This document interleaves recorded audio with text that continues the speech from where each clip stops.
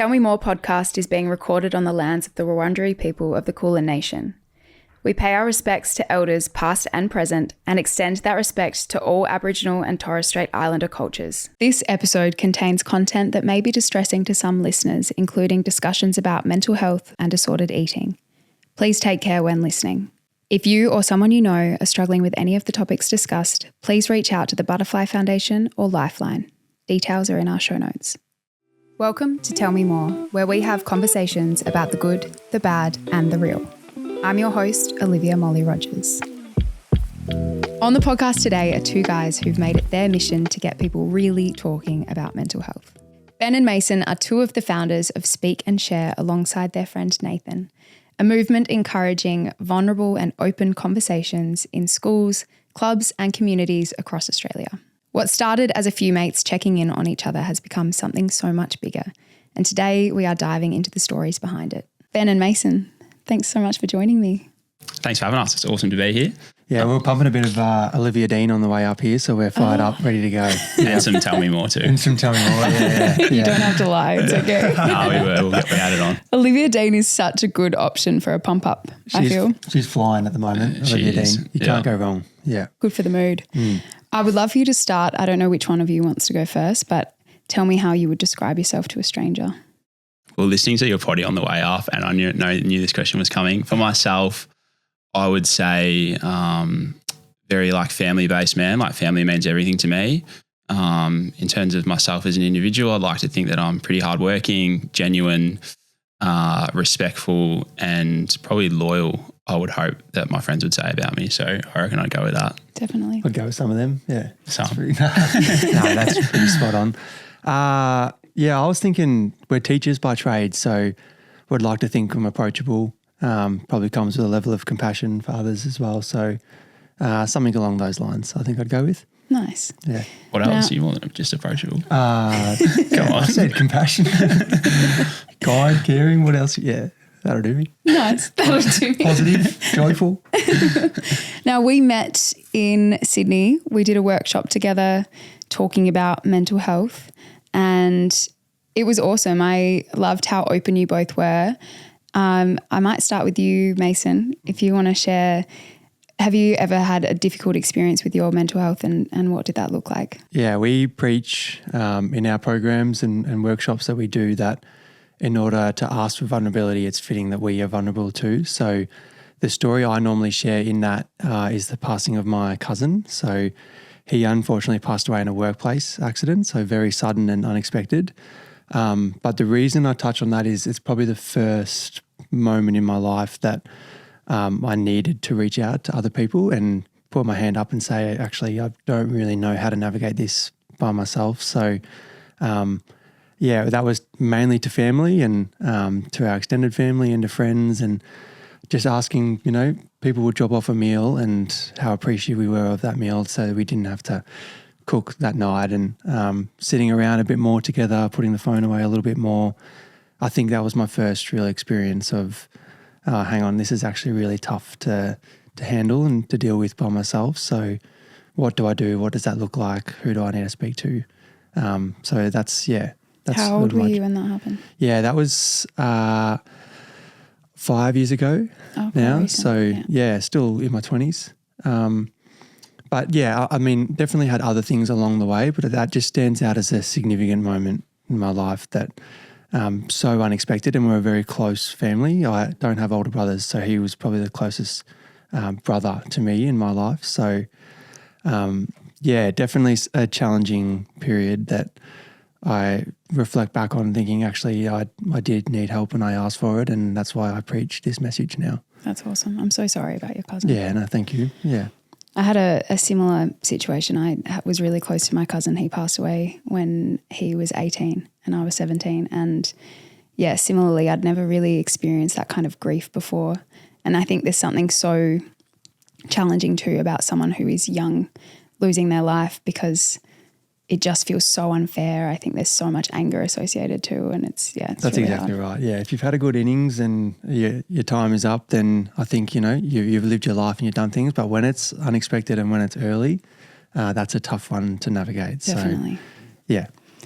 What about you? Probably a couple of things come to mind, which we'll probably touch on later in the pod, but losing Josh, who was one of our best mates, who was like my main reason for starting Speak and Share. He would have been 25 at the time. He was a chippy, had everything going for his life, and COVID lockdowns really got to him, and he decided to take his life. And losing one of your best mates to suicide at a pretty young age to Mace. We were 21 at the time, didn't really know how to navigate that. So that was one thing which we'll probably speak on later. And then another one which we touched on when I met you is probably just like my relationship with, I guess, running, which is one of my biggest hobbies, and like a bit of body image stuff that's like related with that in regards to fueling yourself for running. And I got like really into running during the COVID lockdowns, played footy with Mace growing up, and obviously we couldn't do that during COVID, and got really probably like unhealthily addicted to running, and was running 2-3 times a day because you couldn't do anything else. And that and my relationship with food became a little bit like unhealthy and negative, and got right into my running again 2 years ago, like through COVID, was really addicted, and then probably had 2.5 years off. And then the last couple of years, like started to take my running more serious and was running marathons and stuff, and simply wasn't fueling my body how I should have been, and ended up with stress, fracture injuries and all that sort of stuff due to myself looking in the mirror and being like, I need to be skinnier, I need to be leaner, I'll run quicker when that happens. And when you do those things, you're not fueling your body, obviously you're going to see the rewards and all that sort of thing. So yeah, like Mace, I've grown up with a beautiful family, beautiful friends, so haven't had like heaps of stuff go on, but losing Josh and that body image stuff is definitely stuff that I've struggled with in the past 5 years. Do you think that there was a link between losing Josh and the body image stuff? Yeah, definitely. Josh would have taken his life, or did take his life, the back end of 2020, December. I was super fit, like up until that. We're playing footy up in the NT at that time, and was really fit. And then Josh took his life, and I sort of just like lost all motivation for everything that I loved, which was footy, hanging out with mates, running, eating healthy. And when we came back in 2021 back home, we were still in lockdown in Melbourne, and didn't look after myself physically at all, and then put on like a heap of weight, and then got back into running, got hooked on it, ran every day, 2-3 times a day, didn't eat as I should have been, and sort of went back downhill again. And it's just sort of been like a cycle ever since, until probably the start of this year when I had a stress fracture injury leading into the Gold Coast Marathon, and was like, I need to do something about this. And I've worked pretty closely with a physio who I'm really close with, who sort of educated me on the importance of fueling your body and all that sort of stuff too. I think it's really brave that you talk about the body image issues that you've faced, because they are so common in men, but I do find men are way more hesitant to talk about it because there's a lot of stigma around it. Yeah, I definitely agree with that. Like most of the programs that we go to for schools, a lot of the young kids, like year 9s above, will talk about body image and how like self-conscious they are of how they look. And I think social media plays like a massive role in that. Obviously there's great role models in regards to nutrition, how you should train, etc. But then there's also people that, you know, have 6-packs, 12-packs, and year 9 boys that don't know much about nutrition go, I need to look like them. So the less I eat, the less I drink water, the more weight I'm going to lose, I'm going to look leaner and all that sort of stuff. So it's pretty tough for young kids growing up now in regards to body image. I do think females are probably better. You can probably speak more on this, but I think females are probably better about talking about how they look with their friends, where with males, I think there's still a stigma in regards to talking about body image and how it affects your mental health. Well, I think there's a big assumption that if you are worried about your body image, that then it makes you vain, or that it's a negative thing to be caring about how you look in that way for a guy. You're supposed to sort of just look a certain way but not care about it, or not try too hard. Yeah, 100%. There's something that sticks out to mind. When I was teaching before we started Speak and Share, was teaching like a year 9 class earlier in the year in like Jan or Feb, and they had like footy photos that night, and none of the boys were like drinking water, and they always drink like water. And ask the question like, why are you boys not drinking water today? Like, where are your Frank Greens? Because the Frank Greens are like the things that everyone has. And they're like, oh, we got footy photos tonight, like need to be looking lean. So things like that, it's just like, they don't know how unhealthy it is, but like 10 years down the track, it could be affecting them in a massive way. Yeah, definitely. So it's definitely something that needs to be spoken more about, I think. And like, what is healthy? Like for, you know, for young boys or for young women, then it's something that somebody that looks a certain way might be really healthy, and that works for them and their body and their needs, but for somebody else that might not work for them. So it's so tough when you see people wanting to look a certain way, but it's not necessarily the right thing for them, but it might be for the right thing for the person next to them. So I think there's a lot of challenges that come with that. Yeah, definitely. Because I think a lot of the time on social media, you see a six pack and you assume that that means healthy, or you see someone really shredded, but you don't know what's going on behind the scenes. They might be suffering with stress fractures, or they might have really low energy, low iron. All sorts of things can come with not nourishing yourself properly. Yeah. I think with running too, like I know you're a massive runner, and the way like my physio described it in like real simple terms is like your body is like a car. Like when you drive your car, you fill it up with fuel, and if you're not filling up your body to run, then you're just going to run on empty and you're going to, run into trouble. So it's crucial that you're eating the right foods, eating enough of it, and, looking after yourself. And Nath speaks to this really well with some of the family members he's got in his life, and the stories that he's got to share about it. But that somebody would post a photo and people will comment, "Oh, you're looking so great," or "You're looking so fit," or that looks beautiful. But at the time that they posted that photo, that they're actually unhealthy and they're not. And then they see these comments and they see, "Oh, people like that I look like this, so I want to stay like that." And Nath speaks to that really well with a few family members that he has that actually negatively impacted them, and the social media around that actually does play a role in controlling how somebody wants to look. Yeah. Did you experience that, Ben? Through like social media? Well, people reiterating like the way that you were looking, or encouraging the way that you were looking when you did lose that weight. Yeah, definitely. Like whether it's mates or family, like mum would be like, "Oh, you look good, like you look fit." So I'm like, I need to keep doing this, and you keep going that and you keep losing weight. And then it got to a stage where mum was like, "I think you've lost like too much weight," sort of thing. It's a slippery slope. So it's like a never ending, tough to balance. But I'm definitely on like the back end of it now. Like I'm eating well, love my food. So definitely on the back end of it, which is nice. Have either of you ever sought help from a therapist? Nah, not professionally. We have a psychologist on our board, Megan, who I speak to like a little bit, but I've never like booked in my own psych appointment. It's on my to-do list. Yeah. Like I've always wanted to go, like probably need to go. But yeah, I've never like done it professionally, but definitely need to. Haven't either, but certainly in saying this, like never been, but would recommend it because of the benefits that can come from that. Yeah, definitely. And have you found by talking about the things that you've been through with your friends that they've opened up as well? Yeah, 100% for sure. And I think like when I talk about it, I feel so much better doing so too. Like when we started Speak and Share, the three of us were going through our own things, caught up, and we spoke about what we're going through. And like to this day, we speak about what we're going through at home in our relationships, and you feel so much better doing that.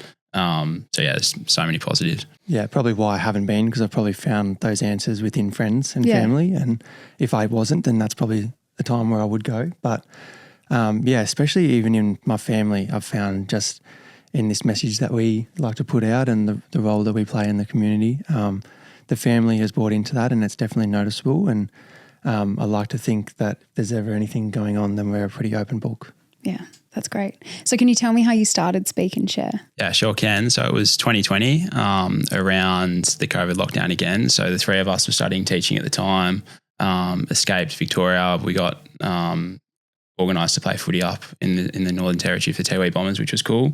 So playing with the boys on the Tiwi Island, which was good fun.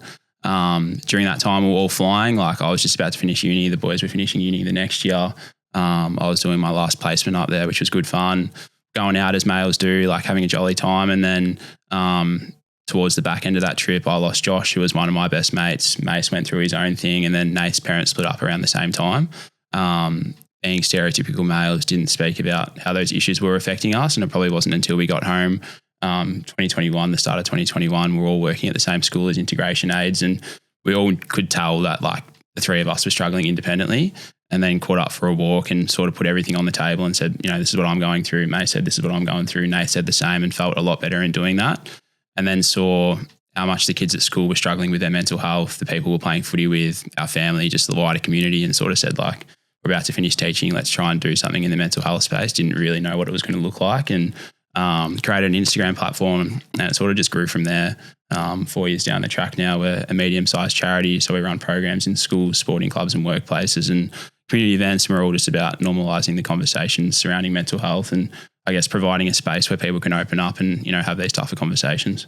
Yeah, I think saw a need within the community and then wanted to be the ones actioning that was probably a big reason why we wanted to start Speak and Share, and didn't really know how it was going to look and how we do that. But the power of social media was our first go-to, and especially during COVID when we weren't able to catch up and do things. So we said let's try and make a wave on socials, and that way we can reach people that are stuck at home in their bedrooms or in the lounge room, and they can still see a message that we want to put out. And I think that's why we found that early success is people were connecting with the message that we were putting out, and we always wanted to be relatable in our content. And still to this day, that feel like if somebody can connect or align with what you're saying and the message you're putting out, then they've got a lot more reason to buy in and to spread the same message. Yeah, definitely. You've had some pretty incredible responses. I remember when we were in Sydney, you were talking about all these kids coming to line up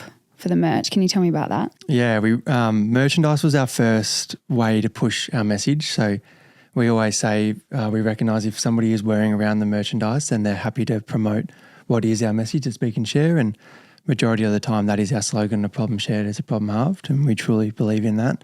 But the big one was our pop-up that we ran. So we did a couple of them across the years, but our first one, just out of Mornington, the Nook Gallery, we set up all of our merchandise inside the day before, and we arrived the next morning. We were starting early and arrived to swags, tents, cars parked out the front, people lined up down the road, ready to come on in and to be the first ones purchasing our merchandise. So, yeah, it was insane. There was like one kid that travelled like 5 hours on public transport. Like his phone was flat and caught like 2 trains, then a train and then a bus to be there. Wow. I think the line had like over 800-900 people, like heaps. So to have like that in regards to like mental health, which obviously usually isn't spoken about, and all these kids are lining up for this message is pretty special. Mm-hmm. That's amazing. Did it make you emotional seeing that kind of impact? Yeah, absolutely. Yeah, it's crazy. I remember our first hoodie drop too. When we first started, like we all chipped in a bit of money to try and get it rolling and going. And I think we ordered like 300 hoodies and they got dropped off. Our HQ in our office was my mum and dad's dining room table, and they got dropped off, and mum was like, there's no way that like anyone's going to buy these hoodies. And they sold out within like 3 or 4 minutes, like something stupid, like crazy. Wow. I think like when that happened, we sort of looked at each other and we're sort of onto something and here, onto something here. So it's been, a wild journey. Probably where we need to share the mistake we made with it as well. Yeah, you fuck us all. We had 3 colours. Yeah. That, what do we have? Red, blue and white hoodie. Yeah, something like that. And we thought, we've got this website sorted, and we put in the SKU, we put the colour of the hoodie. So like perfect when somebody orders, we can see what colour they got, what size, but we put it in the inventory instead. So when we had all the orders come through and they sold out straight away, we had to message 300 people and say, hey, thanks so much for your order. Did you get a blue, white or a red hoodie? Absolute shit show. The first time is at this. So that was, Oh no. Well, you learn through those mistakes for sure. That's right. Live and you learn. Now, when you do your workshops, what does that look like?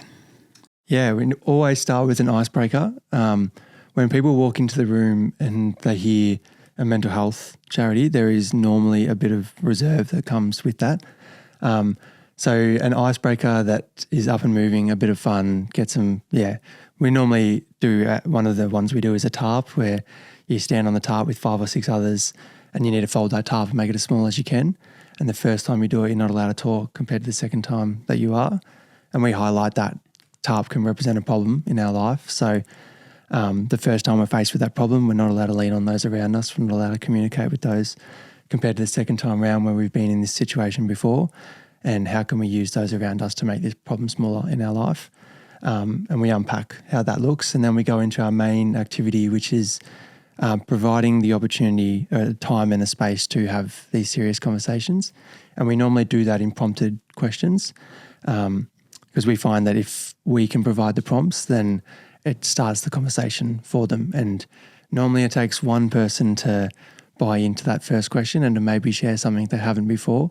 And everybody else goes, oh, actually, I know somebody that's been through a similar thing, or I've been through that myself. And it starts the conversation going. And then we like to finish off with something a bit creative at the end, reflecting on the important people, places, things in our life as well. Yeah, it's pretty interactive, engaging. We're not psychologists ourselves, so we don't know everything about mental health. We're just 3 guys that are trying to have a crack and get people speaking and sharing. So yeah, very much activity-based. The school students are running the whole session by themselves, so it's a bit of fun. Yeah. What are some of the most challenging moments that you think of when you reflect on the workshops that you've been running? That's a good question. behaviour management's always fun sometimes with the Yeah, year nines. I was at school a couple of days ago, and the behaviour of the year nines definitely need to be addressed. That's one. I think that stigma piece is probably a big one too. In particular with like the boys that you speak to when they break out and do the menu activity, usually give them like 15 to 20 minutes, and there'll be probably 70% of groups, and within 2 minutes to go, I'll be finished. And they have had just like a surface level conversation, skip through all the questions. So once we do set them up and they, get rid of all the banter and stuff out of the conversation, then they can sit down and have a proper conversation. But I definitely think that stigma piece is still like an issue within the youth. Do you notice it more in the guys than when you work with girls? Yep. Yeah, definitely. Yep. For sure. Girls are, from our experience, girls are a lot more natural at sitting down. Even we like to say, let's position the chairs so we can see each other and we're a circle and we're all equal. And naturally the girls will do that, and they'll just go off and they're into it. Not everybody, of course, but majority. And the boys probably need a little bit of guidance when it comes to how do we start these conversations? How are we setting up our environment to be the right space to have these conversations? Yeah. Yeah. What do you think it is? Why do you think it is so challenging still for young men and men to be more open about mental health? I think it's still this bravery piece that I'm okay, I don't have anything wrong with me, I'm a strong boy that doesn't need this. And maybe that messaging is still coming from older generations, but to be honest, we don't see a lot of that still. Like, there is probably a little bit of awkwardness that comes with these conversations, and that's fine. We're all maturing at different rates. Yeah. But yeah, I'd say that's... I think it's just unfamiliar. Like, usually if I reflect on my time when I was at school, when you're with your mates, you're having banter, you're taking the piss out of your mates all day. So to like sit down and have a serious conversation and talk about topics like, what are you most proud of? How has your mental health been in the past 12 months? For like a young kid or a 50-year-old man to sit down with the people that he spends the most time with and like be honest about that is like pretty hard. So I'd have to say that. Yeah. Sometimes it's hard to see the impact you're having as well. Like, we'll have a group that we didn't think really bought into it really strongly, but then we'll have 20 messages on our socials saying that was awesome, thank you so much, me and my friends are doing this at lunchtime now. And it's like, hang on a minute, like that wasn't a session that we necessarily left thinking that was awesome, but it's like it processed later. And actually a more uncomfortable environment for me is when I'm walking home with my friends, and that's when they'll do it. So just providing the tools for these conversations. Yeah. Do you think that you are seeing a difference with the younger generation coming through, that they are more open than, say, your generation? Or I think I'm probably another generation older than you. No, that's definitely not. not. The youth are definitely getting like more receptive to talking about it, I think. Like, we're working in this space and there's numerous other organisations that are going into schools, sporting clubs and workplaces and starting these conversations. So I definitely think, the youth are getting better. And I think people in general are getting better about talking about it. Mental health is getting more airtime, which is a good thing, and workplaces are spending more time on preventative mental health too, which is great. There's more awareness in this space, which is good. Definitely. Are there any messages that really stand out of like the impact that you've made? I like to reflect on, we run a movement club normally in the lead up to our fun run. And we had a young girl and her mum that was coming down, and they just came down together, didn't necessarily know a lot of people. And we just do a little jog around, and you can walk, run, jog, whatever you'd like. And then the following weeks and the weeks after that, it was actually just her mum and her dad coming down, and she wasn't here. So we went over to them, and they actually came up to us and said, such and such is in hospital and struggling with their mental health. But they were adamant that you had to go down. We had to be here at this movement club for you. You still had to turn up for Speak and Share and to do that. And I think it's those little wins where the best place for her to be right then was in hospital and getting that treatment, but to still send down mum and dad and to see what was going on and to still be part of it, and mum and dad to take that message back. They're definitely the things that give you goosebumps. Yeah, for sure. I, reflecting, would have to say our first workshop. Nathan and I went to that one. We're absolutely shitting our pants going to the first workshop. But there was one player in particular that was new to this cricket club that we went to, and he was really struggling with his mental health, and no one at the club had any idea, and was having like suicidal thoughts and some pretty bad thoughts. And we sort of ran the menu activity, and he went with the president and the coach at the time and put everything on the table about how he was feeling and what he was going through, and no one at the club had any idea what he was going through and what he was facing with his family. And off the back of that, he was straight in to see a psych and had like a mental health plan that he was working through with the club. So I think like to be able to facilitate those conversations is really special. And I think that being our first one too, we definitely came like back to the office after that one. We're like, this is special. Like we need to keep doing this sort of stuff. Yeah, that's awesome. Cool to see the impact so clearly in front of you as well. I'm going to have a little sip of this. Get a bit of hot jockeys, Ben. Yeah, it's good. Yeah, start drinking coffee. Do they sometimes give you marshmallows? Yeah, all the time. All the time. Yeah. Too, pink and white, please. It's actually a thing, if you were kind and they liked you, they'll give you a pink one.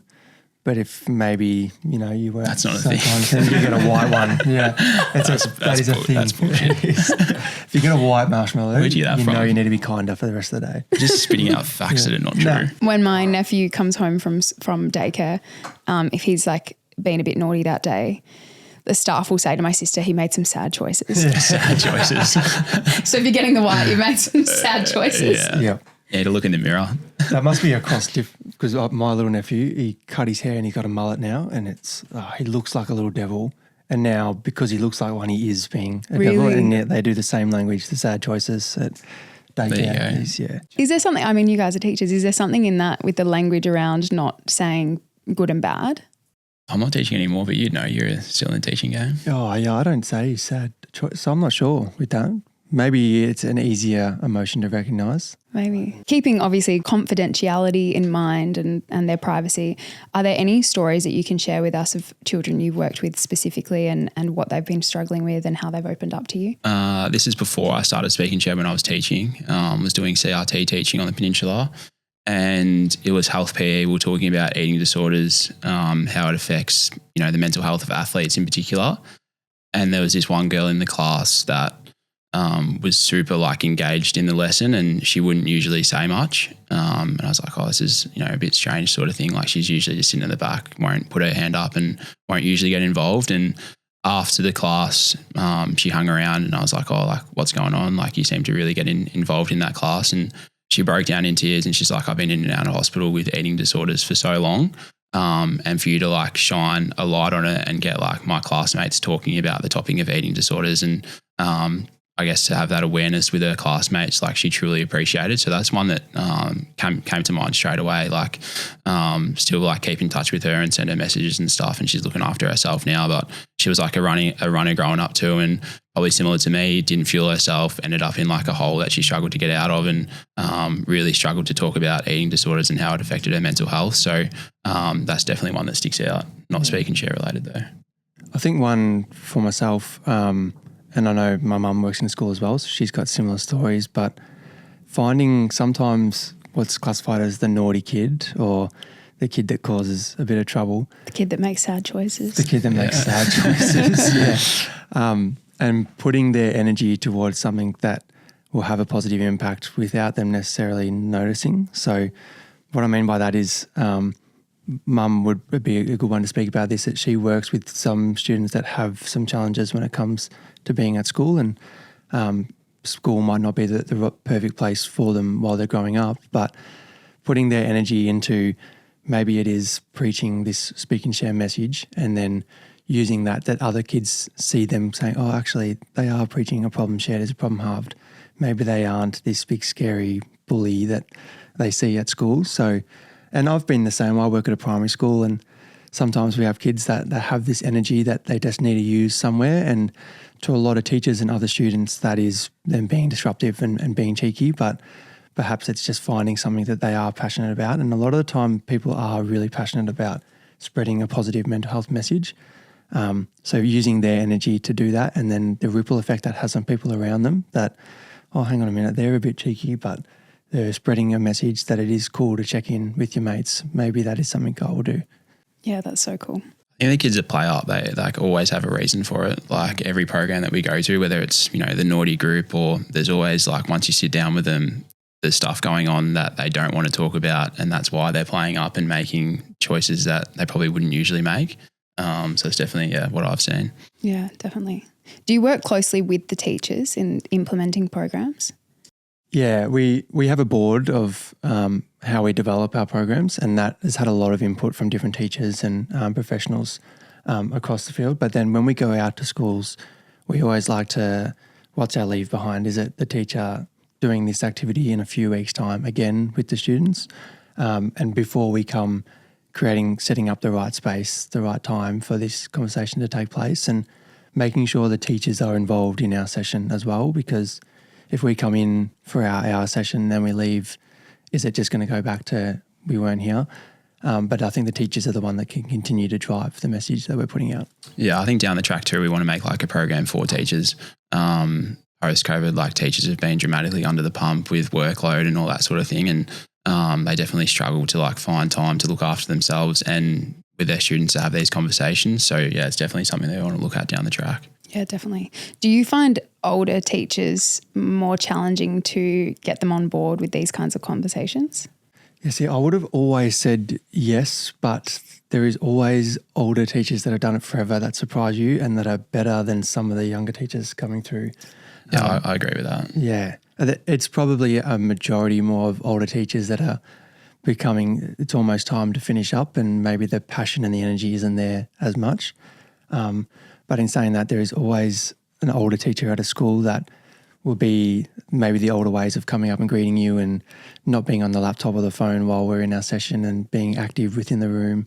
I love seeing that, and I feel like from their generation they've had to change, and we have to start talking about this, and I always love when they recognise that and then they preach that message as well. Yeah, I think like older teachers now can see how much the schools are crying out, or younger school kids are crying out to talk about the topic of mental health. So when we sort of come in, it's a little bit different. So most teachers will sit at the back and get involved. But in saying that, there's always some schools that you go to where there's, your older stereotypical teacher that doesn't want a bar of us and doesn't believe in what we're doing. But I think across the board, they're getting a lot better. That's good. When you guys started and you said that you noticed that the kids were struggling, what was it that you were actually seeing? Like, what are the signs that we can be looking out for? I think it was social anxieties coming out of COVID, that we've been forced to stay home, we've been forced to isolate and not be around others. Now all of a sudden we can come out, we're in the schoolyard with hundreds of kids. How do we behave? What is the right thing to do? How can we be kind? How can we be having these conversations? We all haven't been up to much, so there's not a lot to catch up on. So there was a level of awkwardness with that.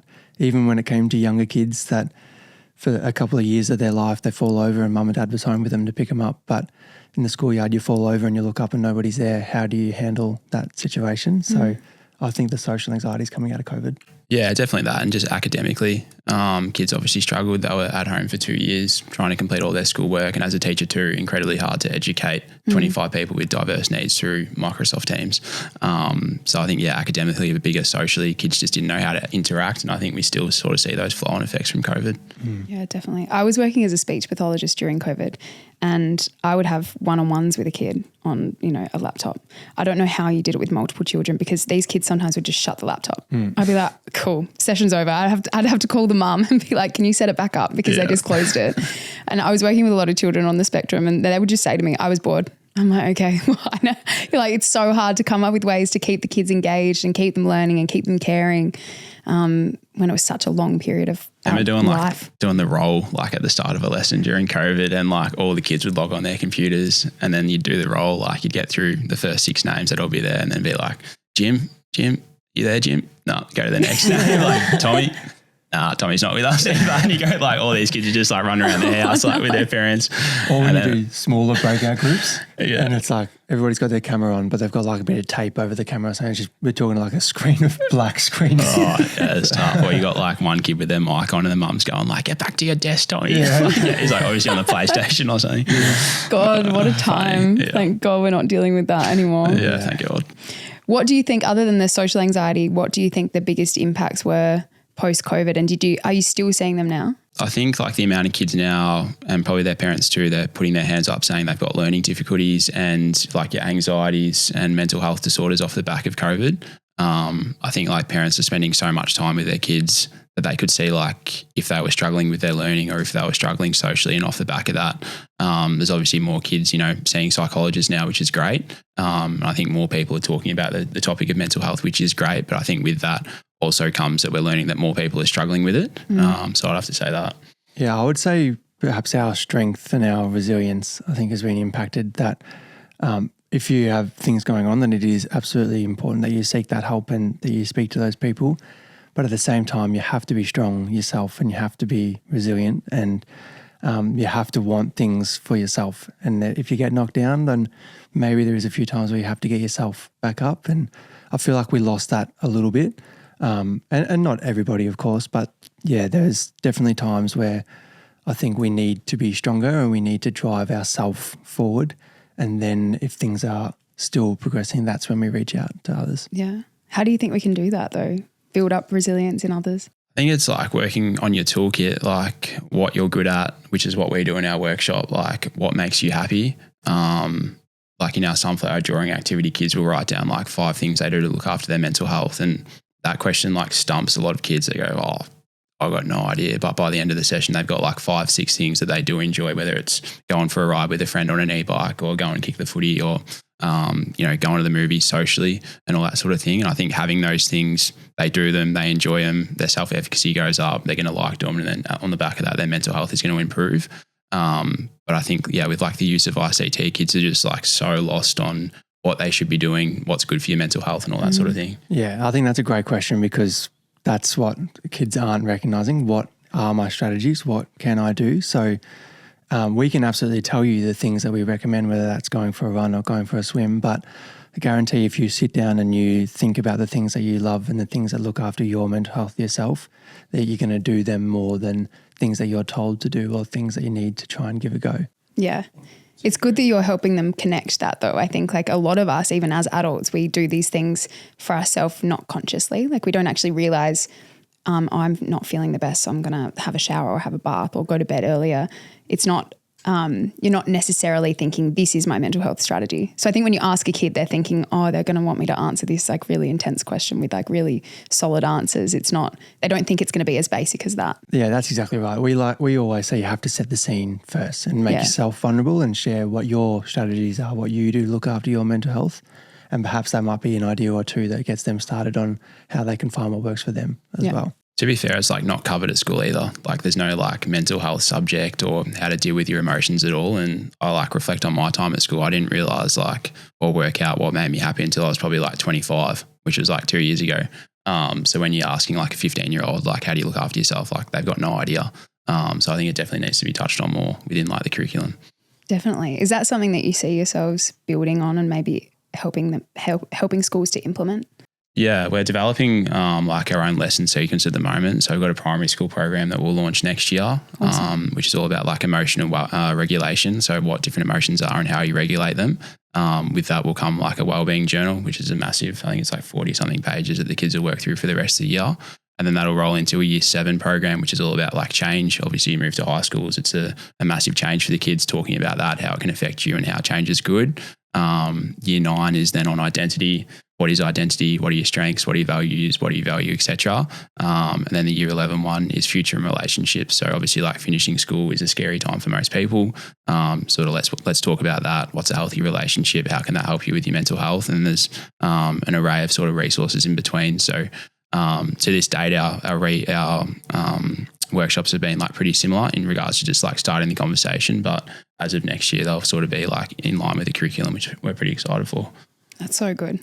I feel like Dan's got young kids. I feel like it's nice to hear that that's what's going to be happening for the future of our children. If someone is listening now and they have a friend who's struggling or a family member who's struggling, how would you recommend they start that initial conversation? I feel like that's something that people really struggle with. And I know we've got Are You OK Day and there are prompts like that, but what are your recommendations?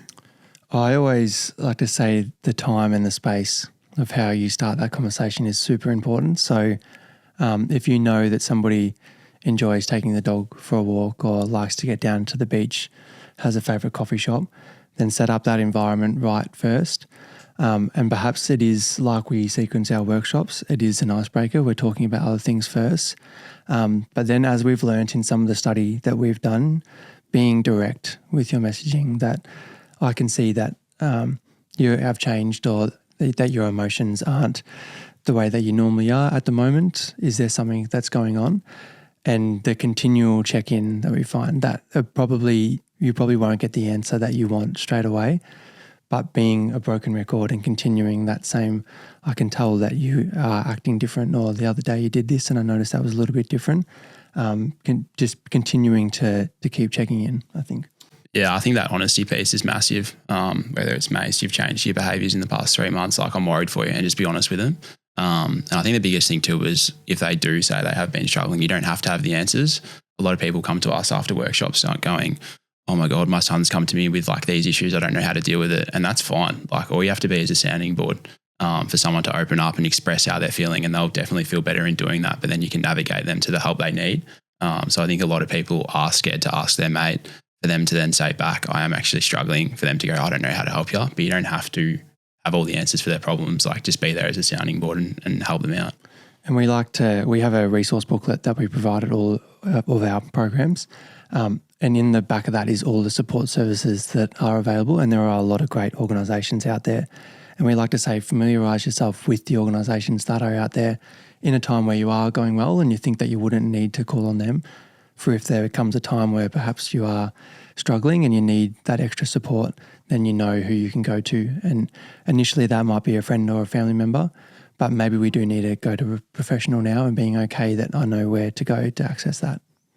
When you reflect back on your friend Josh, do you think there were some red flags that you maybe had missed at the time?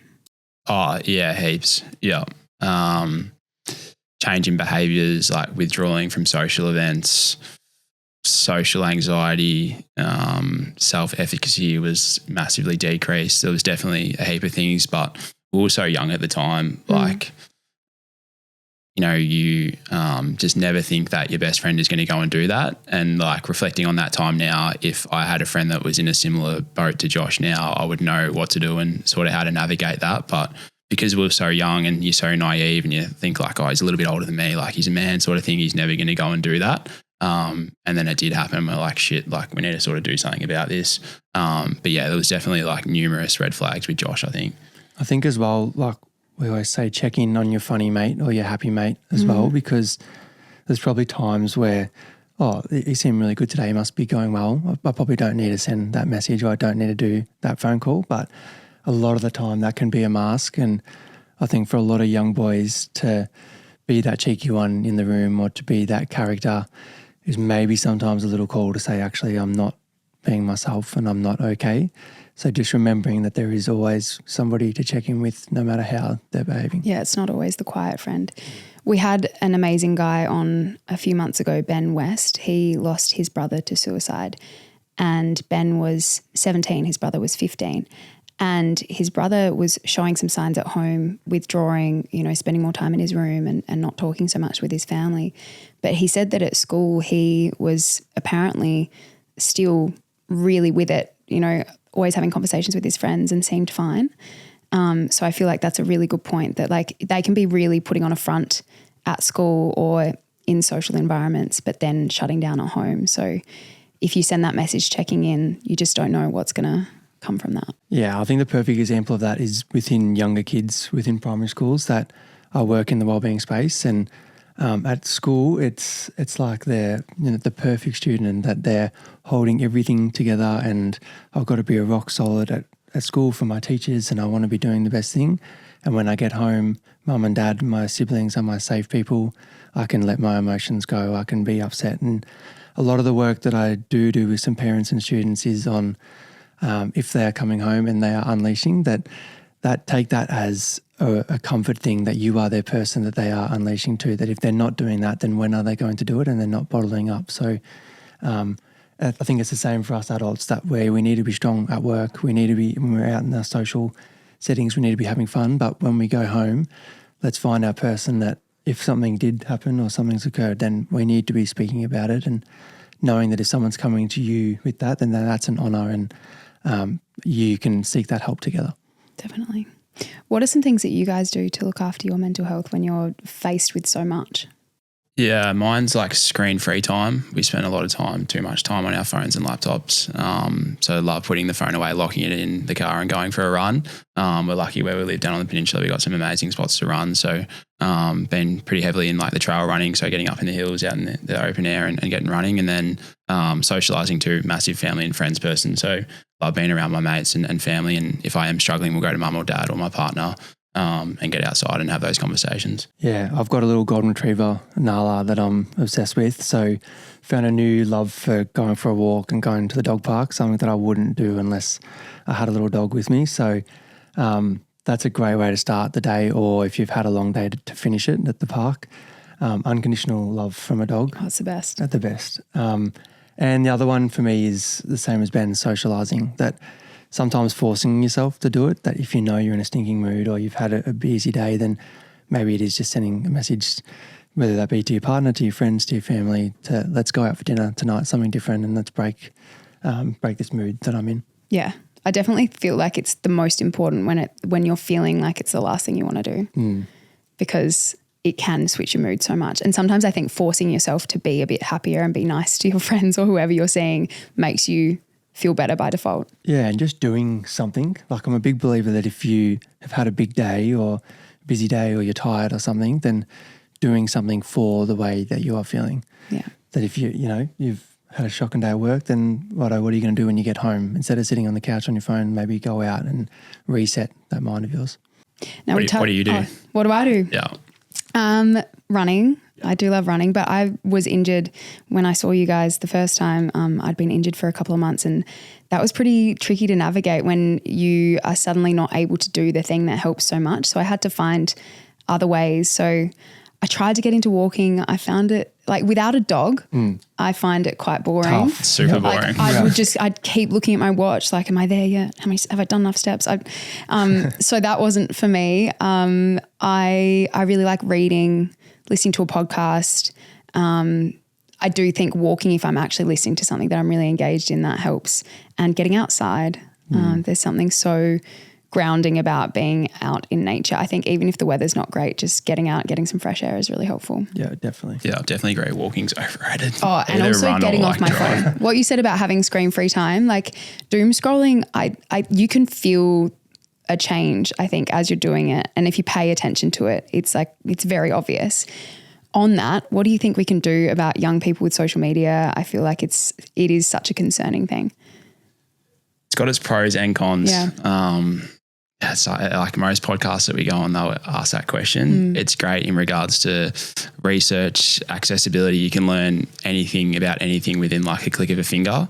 But in terms of students upskilling like their own toolkits and what they're good at, whether that's writing, I think it's like, pulling them back on their own skills because they're just cheating and going onto AI and using those platforms in regards to academic stuff. And then in terms of social media, yeah, such a tough question again, because there's so many great people that are pushing out great messages and good role models. But at the same time, there's so many unhealthy role models that kids are looking up to. Like, think of individuals like Andrew Tate, who like 2 years ago kids were idolizing, but the messages that he was pushing out is just like so toxic and so wrong.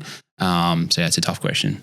Yeah, I think limiting it as much as we can, and then when we are on it, using it for the things that we're interested in. So I'd like to think that there is a lot of great resources out there for kids that if they're into drawing, then, you can search up drawing, and that's where you can use your social media.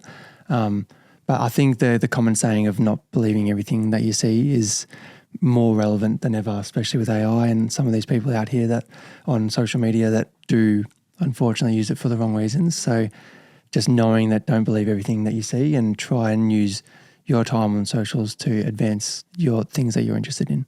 I also just think it must be so hard for kids when they have Snapchat and the like find my friends and they can see where all their friends are.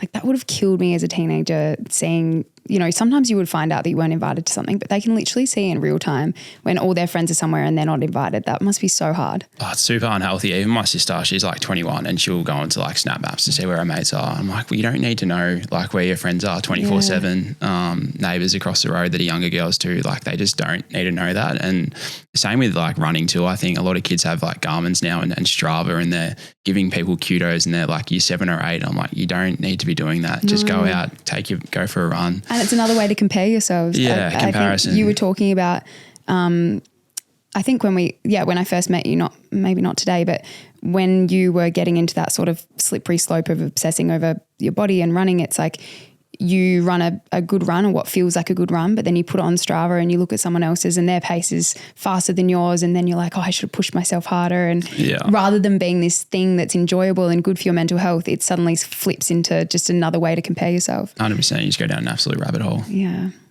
Now, it's been so good chatting to you guys, but of course, as always, I've gone over time. That's all right. We wrap up every episode with a segment called Oranges and Lemons, where you share your orange of the day or the last few days, which is something positive, a bit more sweet. Liv, and you then your didn't have lemon. to explain this. We said we're long-time listeners. Yeah, we know. We know it's on every episode. Thank you, guys. Good to go. All right. Do you have an orange and lemon for me? Is orange the Orange is the good. Oh, Apparently I did need to explain orange it. is good. We usually do rose and thorns when I was living at mum and dad's. Nice. Yeah, same, but different. Good thing today. Is it today? Today or the last few days? This morning went for a run with my dog and planting veggies out the back, and I'm watering them, and I'm starting to see some fruit come off, or that's veggies. the best. I don't know, fruit come off the veggies, if that makes sense. Like they're getting their stuff What are you going. growing? Getting their stuff going. We got a fair few things. Chilies. I love chilies. Lettuce, carrot, heaps of things. And negative would be sitting on the Monash. I don't know how people do it. Driving up in the traffic, it's just dead time. Yeah. So I have to say that. Negative, I just got back from Indo yesterday and I struggle on planes. I was just You're very tall. Well, that's the thing that kills me is the... Do you get the emergency exit? No, I didn't get the emergency exit. I know. I'd like to pride myself on getting the emergency exit. I didn't get it. And the person in front of me put their chair back and I was okay with it initially because I was like, maybe they're just going to have a snooze, but it stayed for the whole 6 hours and that cramped the space. So that's definitely my negative. Hey, you've just been in Bali for 3 weeks. You can. I'm coming home from it. Yeah. And my positive was reuniting with my golden retriever. We went to the park this morning. She was super stoked to see me, as I was to see her. So that's my positive. I love that. As you're talking, I'm trying to think of a lemon and I can't think of one. If you think of one, let me know. No, but I think it's good. A good day is when you don't have a lemon. They could be to come, but yeah, so far it's been a good day. And my orange is this weekend I'm doing the 10K for the Melbourne Marathon, and after being injured, being able to get back to a point where I can run and not feel like I'm 100 years old is really positive. Yeah, it's exciting. Yeah. Also an orange having you guys here and having you be so open about mental health. I love the work you're doing. I think it's amazing. And I can't wait to see where Speak and Share goes. I think I appreciate that. On that, and you won't like me saying it, but a little shout out to you in that space as well. Thank you. Mental health needs to be pushed by people that others will look up to. And that's something that you do. And we love that about that. So we were honoured to come on the potty today. And for those that do follow along with you, we love that that's how you like to say that we need to be checking in with our friends and you promote that message. So thank you for the work you do. Thank you. That's so nice. It's been a good chat. Yeah. Great chat. Thanks, guys. Thank you so much for listening to Tell Me More. If you enjoyed the episode, please leave us a review, share it with your friends, and follow or subscribe to the podcast. Your help in growing this community would mean so much to me.